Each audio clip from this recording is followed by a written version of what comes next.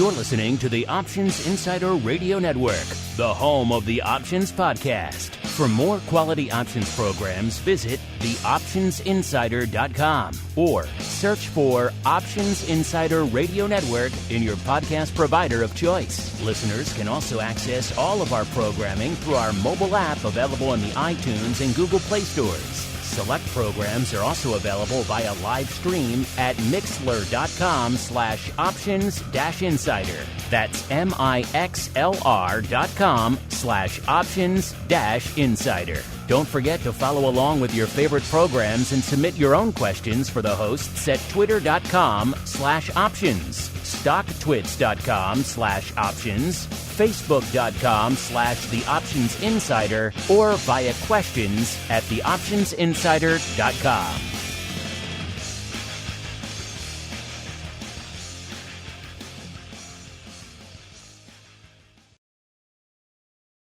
You wanted it, you got it. A radio program that helps teach you options trading inside and out, basic to complex. This is Options Bootcamp. Whether you want to learn how to protect your portfolio, generate income, or even become a master of volatility, the Options Bootcamp drill instructors will break it all down for you. Now, let's get you into peak options trading shape. Here are your Options Bootcamp drill instructors. All right, everybody.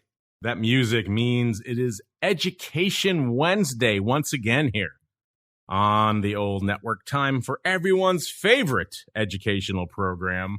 It's time for Options Bootcamp. My name is Mark Longo from theoptionsinsider.com, as well as, of course, from the ever-exciting Options Insider Radio Network. And, of course, you guys can get this show. Most of you get it on demand. I get it. You like it on your platform of choice. There's more platforms than ever. There are literally more hitting us up every week. I don't understand how we not hit peak podcast platform yet, but apparently we have not.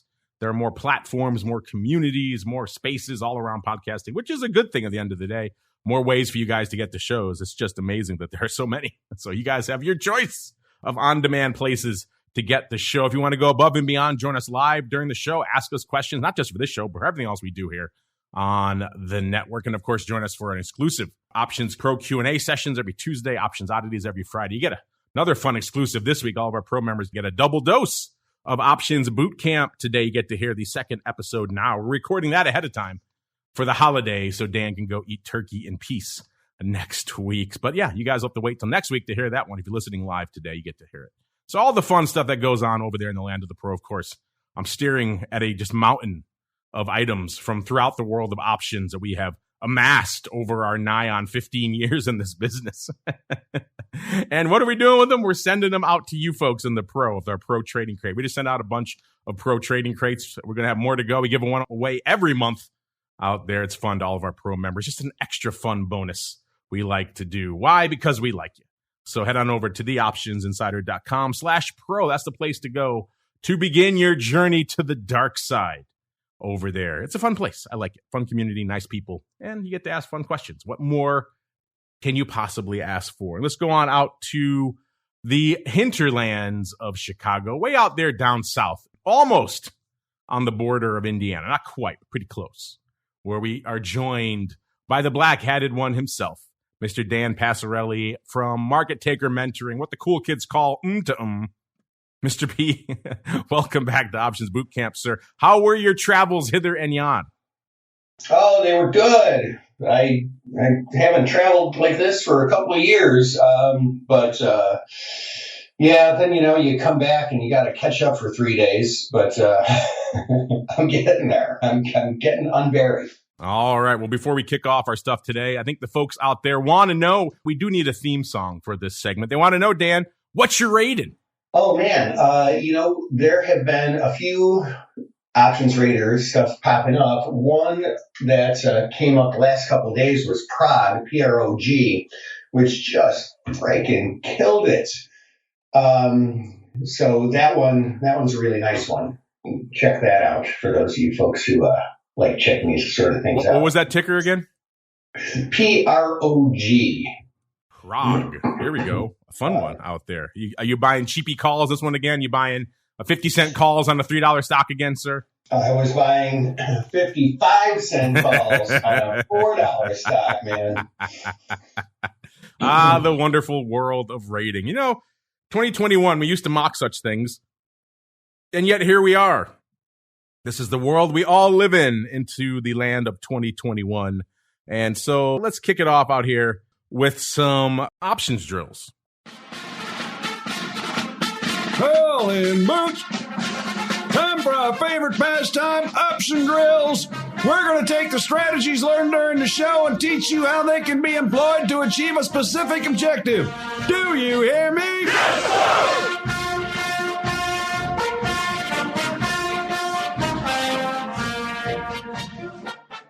All right, everybody. Welcome to the options drills, like the man said. This is where we explore some specific strategy, or in this case, strategies, and explain how you can utilize them to achieve very specific objectives. And these days, Dan, it seems like everybody and their mother and their father and their grandmother, everybody else is piling into options. We talked about this. It's been, the post-pandemic surge.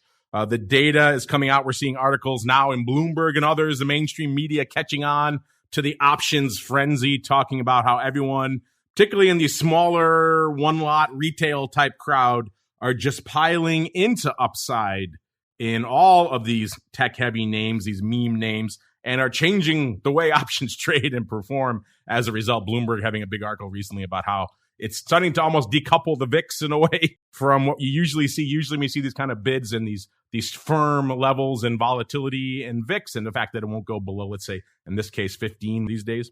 Usually that's because of the bid in the puts out there in the S&P, but people are loading up on calls in a lot of these tech-heavy names. As a result, that's where a lot of this firmness and volatility is coming from right now. Firms like Susquehanna are just living for this. They're mining the data like crazy and showing just how crazy the upside frenzy is these days. So we know a lot of you have upside on the brain these days. So we thought for this episode, heading into the holiday, we would explore some ways you can express that upside outlook, that upside optimism in a stock. Dare I say it, your FOMO, and not get your face ripped off, hopefully, in the process. So, Dan, what do you think? Sounds like a good pre-holiday bit of options drilling, sir?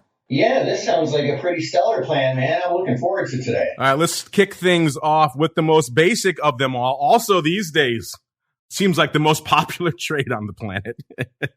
It is your basic long call. All right, so what are we doing here? Let's go back to everyone's favorite name, XYZ.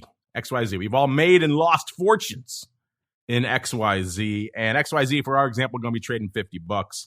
You're coming in. It's a hot meme name. Let's say it's a little rich for a meme name, but let's just go. It's a hot meme name. You think the thing's going to pop? It's going to pop over the course of the next month. You have serious FOMO. You don't want to miss out. You want to get in while the getting is good. So you look at it, you say, I think this thing could pop 10% in a month. I'm going to come in and I'm going to buy the 55 call. In our example, that call is not cheap. You're going to pay $1 for that call. So obviously every one lot is 100 shares, a multiplier of 100. So every one lot is going to cost you $100. Now fast forward maybe to next year with the nanos, and then every contract's going to be 1 share. So a very different beast. Every one lot's going to cost you $1. It's going to be a weird world when those come online, but we have a little bit of time before then. Till then, it's still talking 100 multiplier for most things.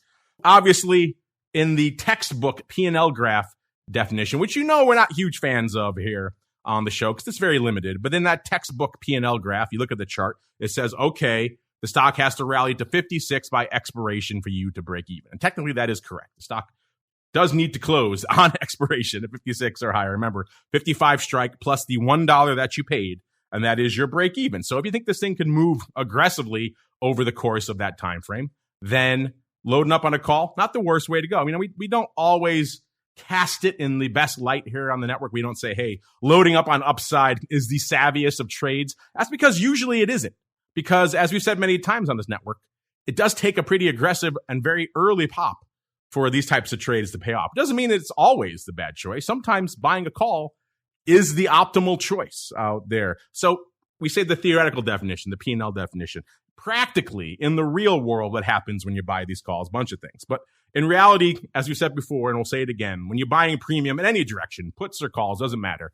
What you typically need is that move to happen quickly and aggressively. You can't really have in this case, a long, slow, languid move to the upside where you gently drift, because guess what? You're pretty much going to go out worthless on this trade. What you need is an aggressive pop, let's say to 52 or maybe even 53, sometime early. This is a 1 month option. So you want this to happen ideally in the first week, maybe week and a half, because what do you have working against you? You have time decay. You have all these other factors. You bought an out of the money option.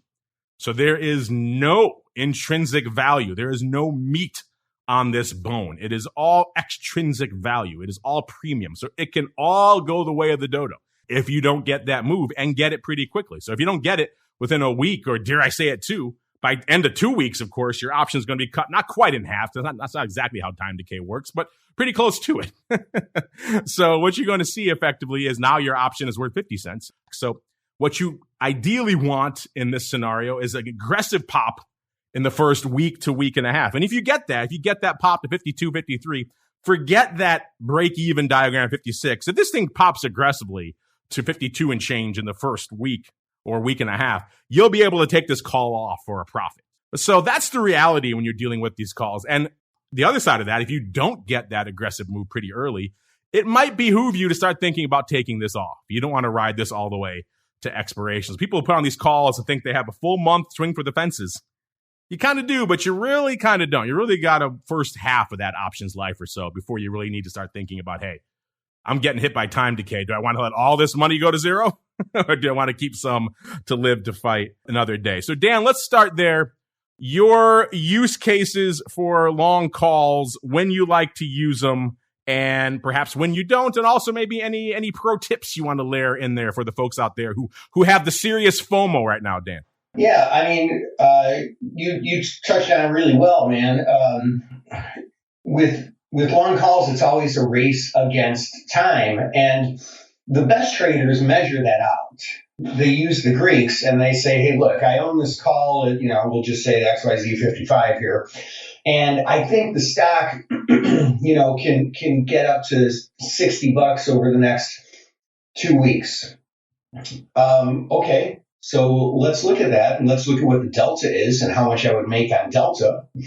And let's also look at what the theta is and see how much I'll lose based on theta. And like that to me is really what every trader has to do. And that's going to help you in your expectations, but it's also going to help you in trade management. Not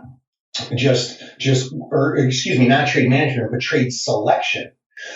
Because do I want to buy the 2 week call and have all the time decay gone, even if it works out, even if it gets up to 60, I still end up losing because all the theta ate up all the delta profits? Or do I buy like a month call or a 6 week call? I always look at this delta and theta balance. And so, we can use long calls for anything. Any bullish directional move. One of the biggest use cases that I have, as we all know lately, is options rater, where, I'm looking for a really big move in a really short period of time. Like that is the ideal scenario for anybody who buys a call. So, yeah. So, that's my biggest use case lately for them. Yeah, you're doing this right now. You're loading up on out of the money calls all the time these days. Speaking of out of the money versus like at the money, Dan, because that's a question we get a lot these days as well. Hey, people usually load up on out of the money because A, they're cheaper. B, they think there's an upside to come so they can get a little bit more bang for the buck, they think, if they can go up there. But if you migrate, let's say, down to at the money, maybe in our example, it's going to be more expensive. It's going to be probably at least $2, maybe $2.50.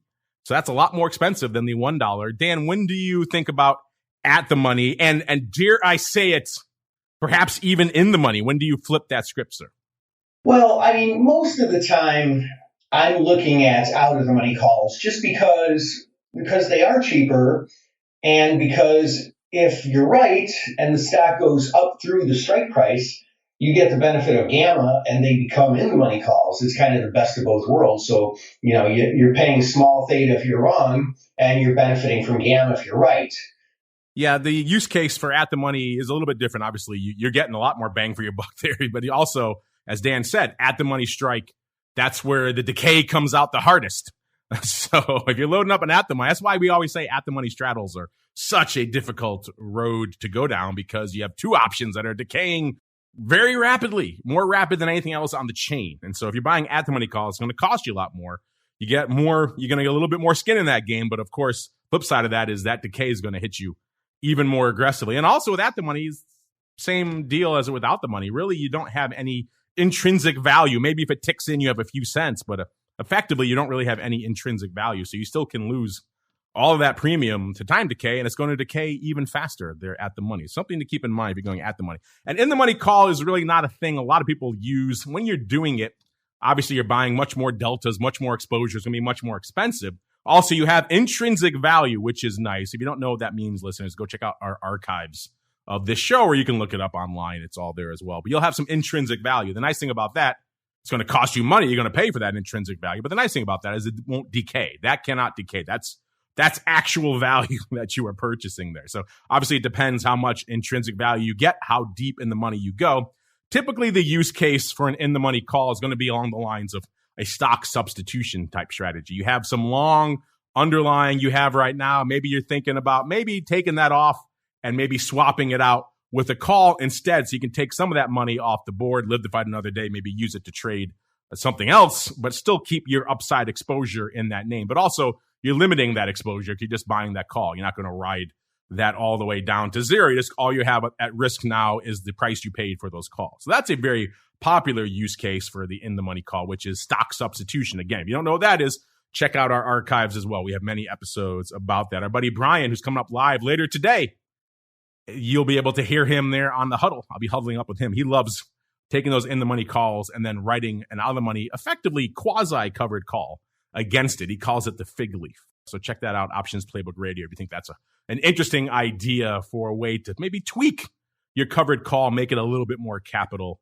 efficient out there. So that's a basic overview right now of what is the most popular trade in the game, which is the long out of the money FOMO call trade. Everyone's doing it. Things to think about when you're loading up on these out of money trades. You might think you have a month or whatever your time frame is. Maybe you're loading up in the weeklies. So maybe if you load up the weeklies, then you really have a couple of days, right? If you buy a weekly call, you don't have till weekly expiration for this thing to work out for you. I mean, technically you legally do, but in reality, practically, you need that pop to happen in a couple of days. If it doesn't, then you probably want to start thinking about closing it out, rolling, saving some of that premium to live to fight another day. Maybe you roll out another week, do whatever it is you think, but you should have that set up at the outset. If you're buying a call for, in our case, it was $1. You should have in the back of your mind, maybe if it decays, if I lose 30% on this, goes down to 70 cents, I'm going to close it out. Maybe I'm going to roll it. I'm going to live to fight another day. You should have that set up at the outset so you don't get any surprises in this. And of course, on the upside, if you get that big move, you should also know where you want to take it off, somewhere in that range. At least start scaling out at a certain level there. So I get it. People want to swing for the fences. And, in a lot of these names lately, it has been working. So you may think we're trying to throw cold water on here. We're just trying to explain how these things work in most normal scenarios. And again, we're not in anything normal. Now, the next leg beyond the traditional long call, you think, I like buying these long calls, but, they're pretty expensive, especially now. Call skew is bid up across the board, thanks to all you FOMO traders out there. So you may want to take that up a notch and maybe go vertical. So let's go to an example of that one again. XYZ. Same price level, $50, everything else kind of staying the same. You think the stock's going to rally again over the next month, so you want to buy a 1 month call. In this case, you're going to the same strike. You're going 10% out of the money. You're going to the 55, the double strike. You're going to pay $1 for it, same thing as last time. Now you say, you spend $1. That's a lot. It's $100 for every one lot. That's a lot of outlay. I don't think I want to spend that. But you still think there's an upside pop. You don't think realistically this stock's going to rally that much, let's say beyond 60. Over the course of this next month. So you say, you know what? I'm going to sell that 60 call against it now. And for our example, you still get some decent money for that. You get 40 cents. So now instead of paying $1 for the 55 call, you bought the 55 call for $1. You sold the 60 call against it for 40 cents. Your net outlay is now 60 cents. So you've cut your outlay nearly in half in our example here. So you can see the obvious benefit of doing that off the bat. Your outlay is much less. So if you're trying to take a lot of these swings at the fences there, sometimes it's expensive to have all your chips across the board. You go to the roulette wheel, a craps table, whatever you're preferred gambling analogy is. You start covering a lot of spots on the table, that gets pretty expensive. The same thing with call options. If you start buying calls in a bunch of different names you think are going to pop, that gets pretty expensive. If you want to be able to extend yourself a little bit farther, maybe looking at verticals instead, that will take some of that money off the table. You can use it for other trades or whatever floats your boat out there. So now you spent 60 cents. You have a 55.60, so a $5 wide call vertical. Of course, the P&L graph out there, the technical definition is going to tell you if that stock closes at $60 or above, you will collect that your max profit on that trade, which is the max value of the spread, which is $5 minus what you paid for it, which in our case was 60 cents. So your max profit on this is $4.40. Not bad for a 60-cent outlay.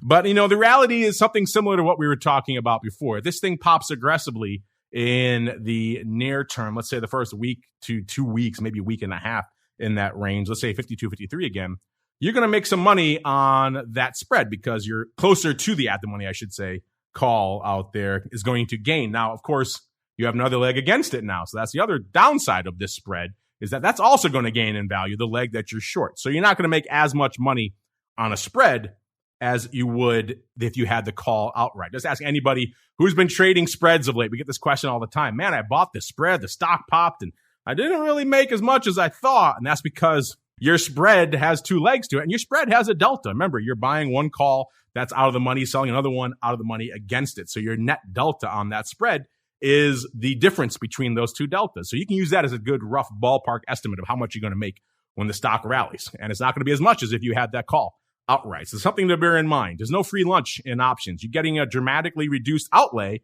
but the return on that is going to be a little bit clipped as well. Dan, what are your thoughts on verticals versus outright calls to the upside? And when do you start slinging into a vertical versus a call, sir?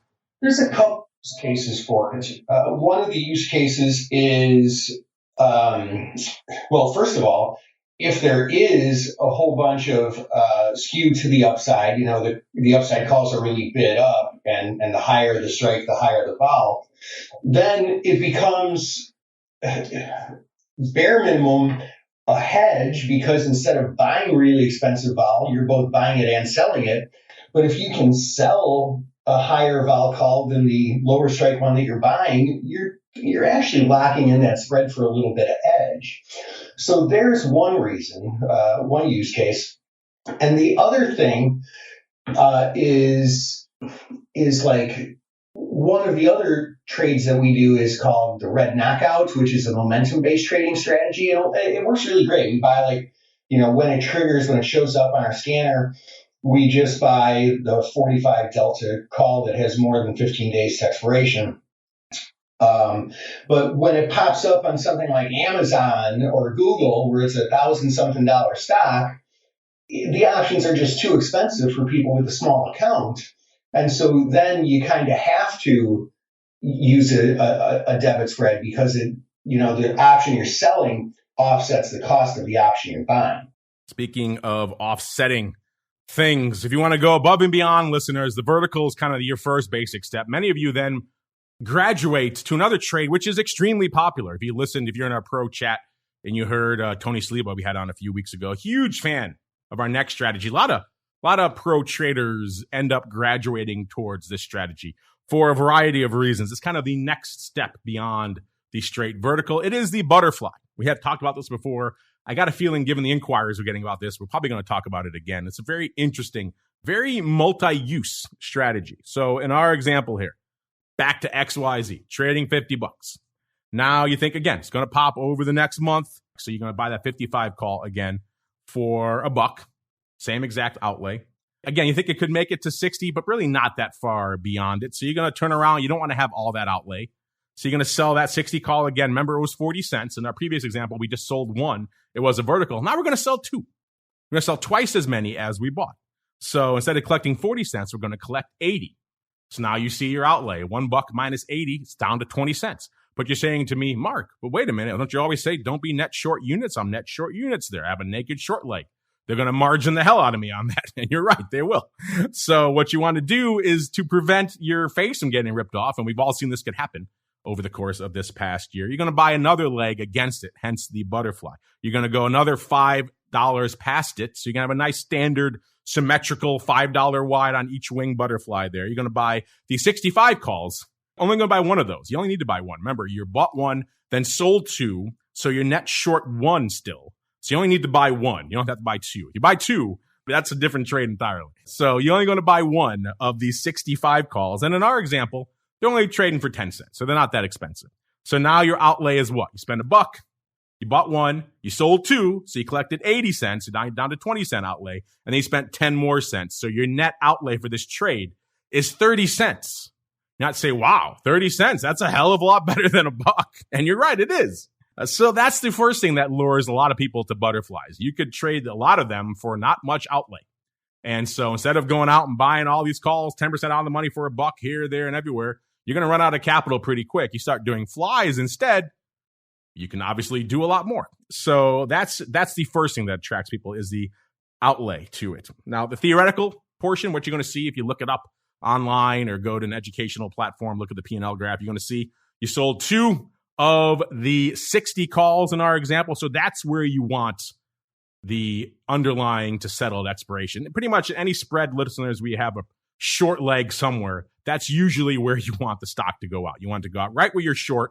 Why? Because it's going to maximize your decay. You're going to get that decay to kick in nice and fast. You want it to settle out exactly at $60 in this scenario. That would be ideal. And then what happens there, you get the value of that spread, which is $5 wide, essentially butterfly listeners, 55 to 60. And then, of course, you have the second leg against it, 60 to 65. But it's net $5 you can make there. You paid 30 cents for it in this example. And you can make the most is $5 on that $5 spread. So now you're going up to $4.70. Not bad. Of course, the practical side, and this is where we get a lot of questions, and this is where we can and probably will in the future do an episode, maybe two, on just how to deal with butterflies, how to take them off. That's where a lot of the rubber meets the road with butterflies. But the truth is, if you start getting a pop into, let's say, that 52, 53 range, like we talked about before, you will probably be able to take this off for some. I use some profit. The downside is, remember, you're short two of the farther out of the money legs, and those are also going to gain in value. So whatever they gain, you're losing two of, effectively. So that's where the challenge of butterflies kick in. And you're not going to make a ton on that way, way out of the money call usually. So that's not really going to kick in much to help you. So the notion you could just take this thing off for double your money very quickly, probably not going to happen. So an aggressive move of the butterfly is actually kind of not what you want. If you explode right to that 60 strike, those 60 calls are going to explode as well. And that's a challenge for it. So what you want in this is actually a little bit different. You would like a nice, maybe meandering move to that 60 strike and just settle right there. That would be ideal for a butterfly. As everyone who's traded flies, and we've heard it from a lot of you recently, if you get that move too quickly with the fly, you need time for that decay to come out of those short legs. In this case, the 60 calls. And no matter what happens, that has to happen. So if you get that big move right away, you're not going to have your max profit on the fly. You're going to have to sit and wait for that decay to come out of the 60 calls. And that's where people get really frustrated. And that's the big challenge with flies. Dan, what are your thoughts? A, overalls on butterfly? Overalls, listen to me.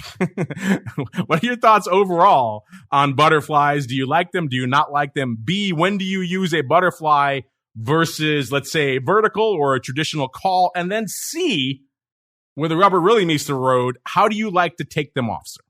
Well, I usually trade butterflies when I'm in my overalls. I guess timing's everything. Yes. Never mind. Can we have somebody edit that together so I sound funny? So it sounds much better. Yes, our editors will work on your comedic timing for you.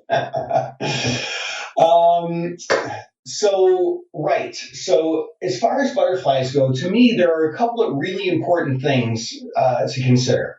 One is, to me, the real value of it is you can put so much less into a trade and have an extremely highly leveraged profit. Because you're basically, like, if you think of call debit spread as the short call finances the long call, you can think of a butterfly as the short credit spread finances the long debit spread. So you're just really increasing leverage from taking in so much premium.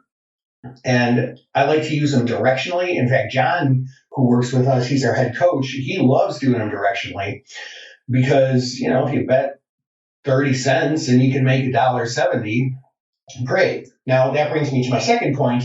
You're not going to make $1.70.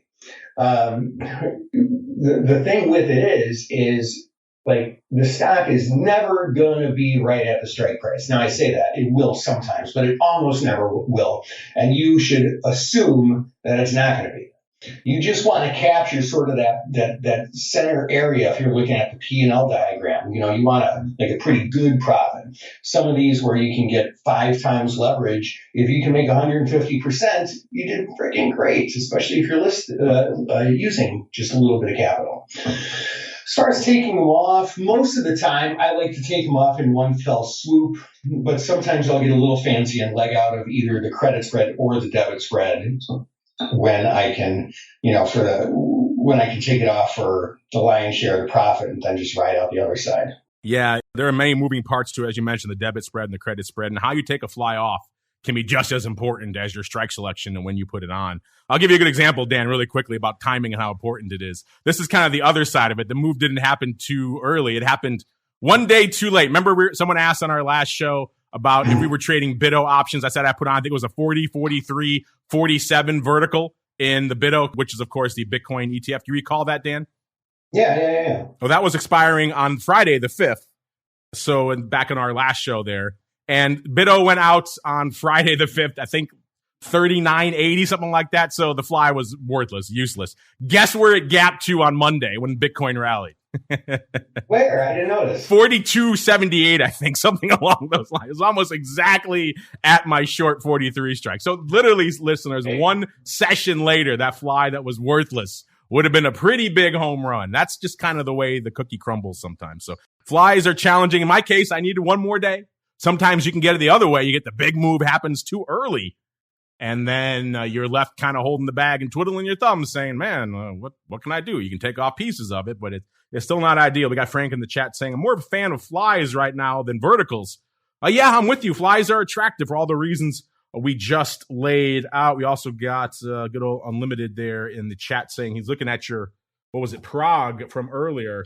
And he says there's only a couple of strikes that are not in the money available. Yeah, that thing has moved quite a bit. Prague is trading around 512 right now. It's rallied quite a bit over the past month from $3, actually 2.5 to where it is right now, 512. So nice pop. And you're right, there aren't many strikes. There's, I think, the 7.5 strike and the 5.5 strike. That's what happens with these cheap stocks rally quite a bit. They don't add all the strikes yet. So you probably, if you hang around here, you probably see some more strikes coming in there. But getting back to wrapping this up, we'll have more of our live chat and more questions coming up in our next episode here. But getting back to kind of summarizing our topic for this week, everyone's got FOMO these days. How should you express it? There are 3 very common ways, most common ways people like to express it. The basic call. You get a lot of room to run. You get all the room to run to the upside. The downside is it's expensive and it's going to decay very quickly. So you really don't have all the time you think when you're buying a long call. You really only have a small fraction of that window before you really have to make some hard decisions and say, hey, I've lost 20-odd%, maybe 30-odd% of the value of this call to decay and no movement. I probably need to do something here. So bear that in mind. Some people don't want to hear that in this FOMO environment. They're going to buy the call. They're going to let it go out. And if it hits, it hits. If not, they try to fight another day. That's very expensive.